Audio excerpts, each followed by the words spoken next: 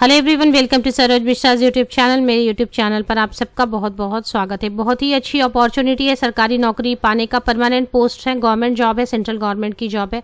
Salary सबसे अच्छी है, 70,000 रुपीज़ पर मंथ सैलरी होने वाली है।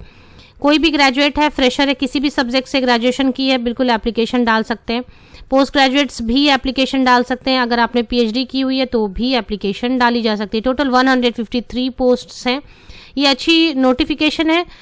ऑल ओवर इंडिया में इसकी जॉब लोकेशन रहने वाली है और साथ ही साथ एग्जामिनेशन भी होगी जो कि ऑल इंडिया लेवल पर होने वाली है। तो सेंटर्स आप पिक कर सकते हैं अपने कंफर्टेबल इसके हिसाब से। तो चलिए आगे बढ़ते, पूरी डिटेल कवर करते हैं।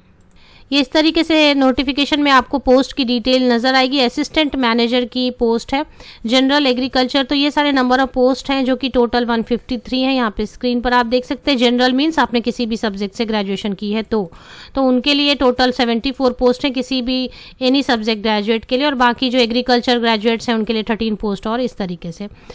तो ये नोटिफिकेशन है NABARD, national bank for agriculture and rural development, जिसके अलग अलग जगह पे ऑल ओवर इंडिया में फैले हुए हैं branches. Fully owned by government of India. तो ये गवर्नमेंट ऑफ इंडिया के अंतर्गत आता है नाबार्ड। और जो नोटिफिकेशन जारी की गई इसके मुताबिक 17 जुलाई से ऑलरेडी एप्लीकेशन ऑनलाइन एप्लीकेशन जारी है, जो 7 अगस्त 2021 तक एप्लीकेशन चलेगी। अब इसमें एग्जामिनेशन होगी 3 फेजेस में सिलेक्शन के लिए। जो प्रिलिमिनरी एग्जाम है वो ऑनलाइन एग्जाम होगी। उसकी डेट भी लास्ट वीक ऑफ अगस्त या फर्स्ट वीक ऑफ सितंबर टेंटेटिव दी गई है। इसके अलावा जो मेन डिटेल्स हैं एक बार हम चेक कर लेते हैं कि एग्जैक्टली क्वालिफिकेशन की डिटेल में कितने परसेंटेज मार्क्स ग्रेजुएशन में चाहिए और एज लिमिट वगैरह भी। तो देखें, यहाँ मैंने आपको बताया था जनरल, तो जनरल में लगभग 70 प्लस पोस्ट है। Bachelor degree in any subject with 60% marks.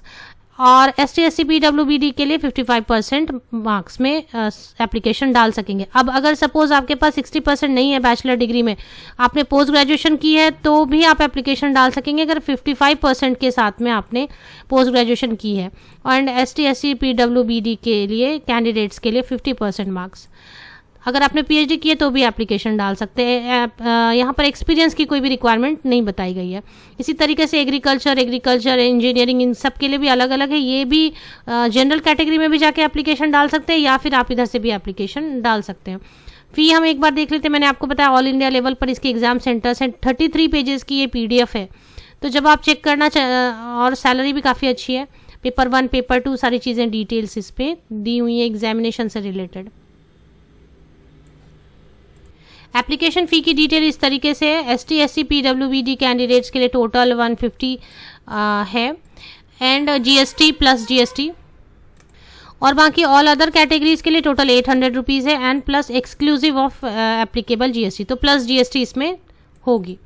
तो 800 प्लस GST और इसमें 150 प्लस GST।